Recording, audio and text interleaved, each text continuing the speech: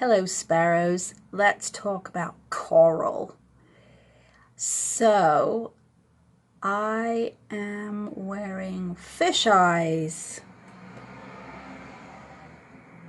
on my head because, well, once I dressed up as a fish. Well, it was a guppy, actually.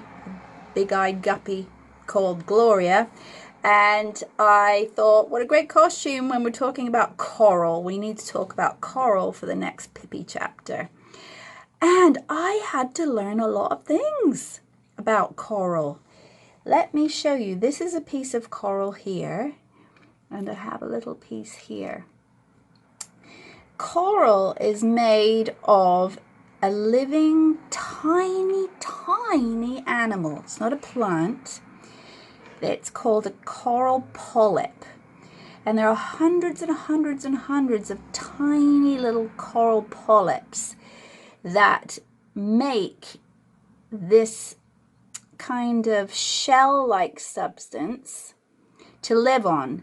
This is made of calcium carbonate, which is the same substance that you know sometimes in your bathtub or sink where you have water with lime scale in it. You find calcium carbonate in that. It also makes eggshells, you know, around, well, eggshells. And just regular shells is made of calcium carbonate. So these tiny, tiny little creatures called coral polyps need something to live on so that they can be suspended just under the top of the water, because they need to be near sunlight, because sunlight and carbon dioxide is their food. So they build these intricate little pieces of coral that grow into massive big reefs. I don't know if you've seen pictures of coral reefs. Usually they're all sorts of beautiful colors and shapes, and this one is a bigger piece. See all the like rivulets in it? And the reefs grow higher and higher depending on the height of the seawater, so that the coral polyps can be close enough to the sun and extract carbon dioxide from the air. So we need coral reefs to keep the air with the right amount of carbon dioxide for the world. And coral reefs are these amazing ecosystems that all of the sea life in the area of a reef needs to live. It's like, imagine almost like a forest made of coral just under the sea. And because humans have been quite very damaging over the years, we have to protect our reefs because they're so important for fish and all of the creatures and the ecosystems in the area, and the carbon dioxide in the air, and they're very easily damaged. So when boats go by or people walk on them, or the water is polluted by dirt and not enough sunlight can get in, they start to die. So we have to look after our reefs. So because Pippi is in the South Seas and there happens to be a reef on her beach, I wanted to show you and talk to you about reefs. And we're going to talk about pearls also, but maybe we should get started before I talk about pearls. And welcome, Gloria Guppy. It's one of my more challenging costumes because I have to sit forward so that I can see you. Hello. So welcome to the nest. Welcome to the under pearly, reefy chapter. I wanted this to look like the inside of a shell. So just pretend this is like the inside of a shell. We are in a shell together. Welcome. So let's pour our Thimble Friendship tea. I'm just going to have to rest my eyeballs on my glasses. A little bit heavy. All right. So let's have some biodiversity tea with some calcium carbonate and some coral polyp. I don't want to put actually them in the tea, but what about coral polyp dreams? Ooh, yeah, some underwater dreams, a beautiful wishy-washy reefs I cannot see, and of course the splash of some jumping fish. Woo, lovely, whoosh. There we are, friendship thimble tea for you. Cheers. Friendship thimble tea for me. Oh, a splash of a flying fish makes tea delicious every time. There we are, let's put that there. Okay, are you in your comfy spots? Are you sitting comfortably? Let's blow our love and hugs around the world. Get centered. Shoo! From our hearts to your hearts, carried on the song of a bird and the wing of all the flocks of birds around the world, taking our love and hugs, whoever would like some today. So, Pippi and Tommy and Annika and all the children of Kerikeritet Island are about to climb up into a very special cave that the children have been wanting to show them since they landed on the island. So we're going to go up into the cave. Okay. Are you sitting comfortably? Oh, my reading glasses. Where are my reading glasses? Where are my reading glasses? You know, it probably when you have eyes this big, you don't actually need reading glasses. Oh, here they are. Because we haven't been defeated yet, have we? Let's woodgie them in there. Is that a word? Woodgie? Oh, yes. Now I can see in all directions, sideways, forwards, not quite backwards. I have now 6 eyes. 6 eyes. Pretty. Aye. It's a lot of winks and 6 eyes. Here we go. So Pippi twisted strands of hibiscus fiber. Hibiscus is a type of a plant, usually with bright red flowers. She twisted strands of hibiscus fiber into a stout rope and tied it to a stone, because her friend Mona had told her that that was how they were going to get up into the cave. And you know Pippi, anything to do with like throwing a rock with a rope attached to it, she wanted to give it a try. So all the children stood back and Pippi threw the rope connected to the rock up into the mouth of the cave, which was very high up. And then she yanked on it several times, and it felt quite sturdy and strong. So one at a time, the children climbed up the hibiscus rope into the cave. It was a wonderful cave, and so big that all the children of Kerikeritet Island could fit inside it without any trouble. And Tommy said, "It's almost better than our hollow oak at Villa Vellicula." And Annika said, "Oh, well, it's just as good, not better." And then she missed the oak tree in Villa Vellicula just a little bit.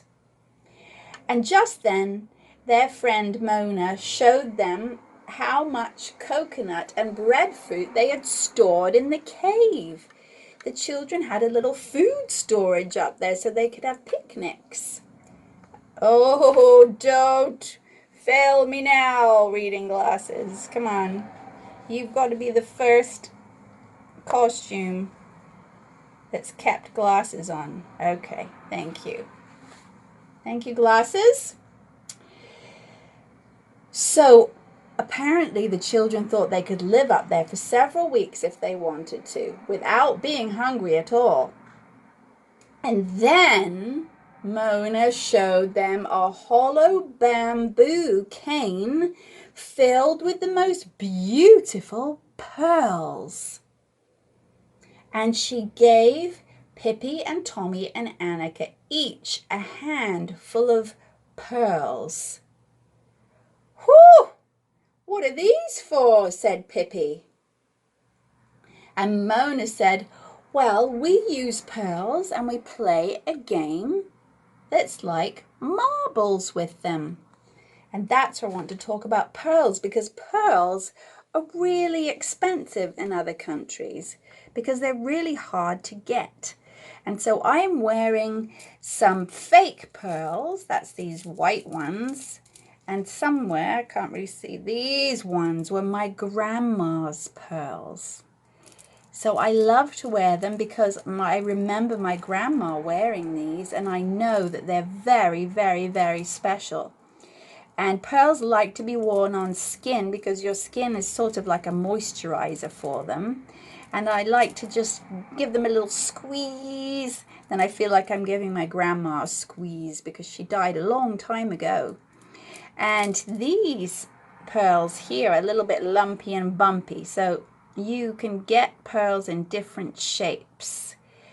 And they're very expensive. So I don't actually know how my grandma got this strand and this strand, but she did. And I wanted to tell you about pearls. So pearls, I had to look it up in my handy dandy little pearl computer. Pearls are the only type of gem that animals make.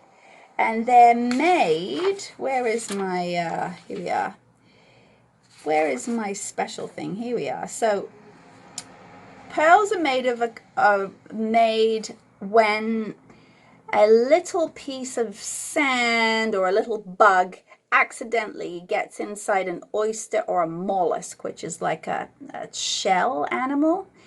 And it gets inside and it's a little bit irritating to the oyster or the mollusk. So it secretes a kind of substance called, where is it? Oh no, I can't see where I should have underlined it.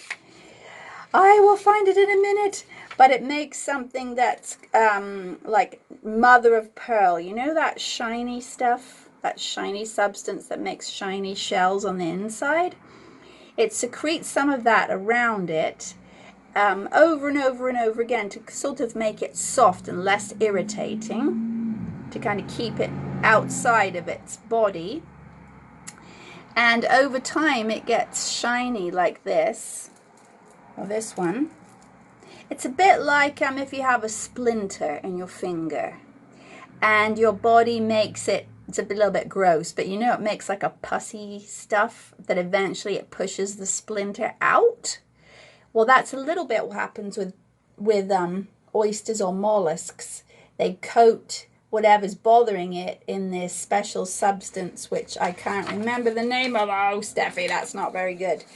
And eventually, over time, it makes a pearl. And then there are pearl farmers who dive down and collect them and open them. And it doesn't kill the oysters. They just take it out, like taking out a splinter. It's a bit like that. And some pearls are tiny like peppercorns. And some are as big as my fist.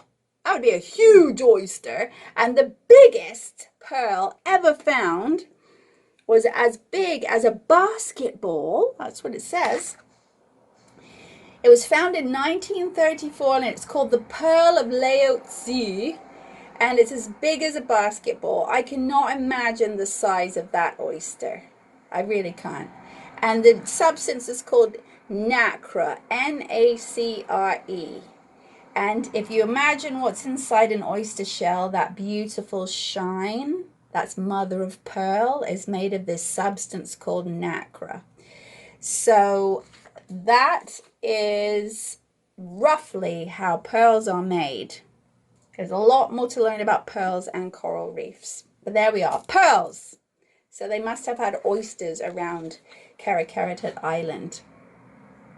So then all the children had their piles of pearls and they started to play pearl marbles. How fun is that? And then what happened? They could hear something outside. And Pippi strained her ears, and all the children went to the mouth of the cave.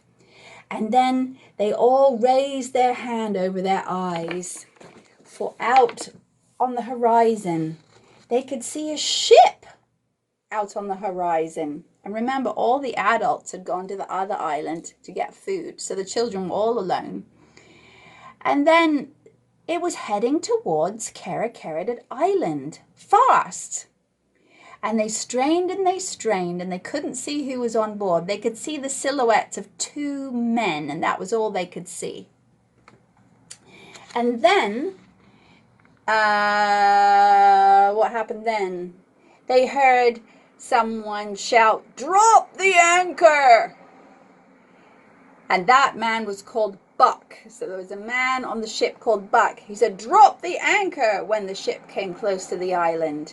And Pippi and all the children gathered around the mouth of the cave to watch what were these two men in a ship doing on Kerikerited Island when all of the adults were away. And then they heard the other man called Jim say, "Ha ha ha, now that we've seen all the adults have sailed away from Kerikerited Island, we have heard that there are very special pearls here, and we are going to sneak into the village and steal all of the pearls and take them away while the adults are away." And Buck said, "Yes, those children will be off playing somewhere and they won't notice that we've come and we've stolen all the pearls, and away we will sail and we'll be rich and rich and rich beyond our wildest dreams." And as they were laughing to themselves at their plan, Pippi shouted, "Excuse me, men in the boat, do you especially like playing marbles? I think, it's just a fun game on this island, and you cannot take the pearls of Kerikerited Island." And the two men who were now on the beach wondered where the voice had come from. And they looked around in astonishment. And when finally they looked up and they saw a cave all full of children looking down on them on the beach. And Jim said, "Pah, you're just kids. There's nothing you can do. We are going to steal your pearls while your adults are away." Anyway, the children, who looked very mischievous, decided that they were going to stop Buck and Jim stealing the pearls, which were in the cave with them up the rope. Right. So, what happens next? I don't know. I'm going to have to stop there shortly. He said, "You're going to have to swim out into the sea before you can come around and climb up this hibiscus rope where the pearls are up here. And good luck, because there are sharks in that sea." And Buck and Jim were, "We're not afraid of sharks, that's fine." And Pippi said, "That's what my grandfather said last year when he swam in there. And he only got back from hospital last Friday with the fanciest wooden leg you've ever seen." And Buck and Jim looked a little bit afraid from the bottom. And then Pippi said, "Besides, I'd like you to know that my grandfather has the longest nose in the world. He has 5 parrots, and all of them can sit next to each other on his nose. And Buck and Jim shouted up, "Are you really trying to make me believe that 5 parrots can sit on your grandfather's nose? That cannot be true. It's a lie." "Well, yes," said Pippi, "it's a lie." "There, you see," said Buck. "Isn't that what I said? You are telling horrible lies, which means there really are no sharks out in this bay." "Well," Pippi said, "it is a horrible lie that 5 parrots can sit on my grandfather's nose, because the 5th parrot has to stand on one leg, poor thing." And Annika said, "Pippi, you don't even have a grandfather." And Pippi said, "Oh, well, no, I don't actually have a grandfather, but don't tell them that. Anyway, must I have a grandfather?" Anyway, Buck and Jim decided that because of Pippi's story about 5 parrots, well, 4.5, sitting on her grandfather's nose, that there really wasn't any sharks in the bay, and so they swam into the bay. But Pippi and the children had a most cunning plan. They decided that when Buck and Jim were far out into the bay, that they would all call out, "Shark, shark, shark," and frighten Jim and Buck away from the island and save all of their pearl marbles. So sure enough, when they had swam halfway out into the bay, all of the children at the same time put their hands in the air and called, "Shark! Shark! Shark!" And Pippi threw a giant rock into the sea that made a huge splash behind them. And quick as a flash, Jim and Buck swam back to shore, screaming with their arms in the air, jumped back in their ship, and sailed off. And Pippi and all the children gave each other a high five and made breadfruit sandwiches with coconut leaves and drank the coconut milk and played pearl marbles until sunset. Woo, it's hot in here. Hotter than being in their cave, I think. And then they all spread out in the cave and watched the sun set over the bay and the beautiful coral reef with all of its biodiversity and all of its coral polyps doing their amazing job of building an ecoskeleton from calcium carbonate. And on their island, they treated their pearl farmers very well. So the pearl farmers on Kerikeritet Island all had to just swim a little way down and then back up again. And they all helped each other so that no oysters got damaged and no one got tired out getting oysters.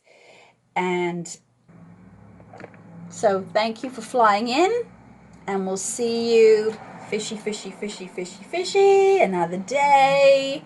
Lots of love and hugs and swims and splashes on this hot day, and let's bring some rain for the plants and the farmers. Bye. Bye, bye, bye, bye, bye.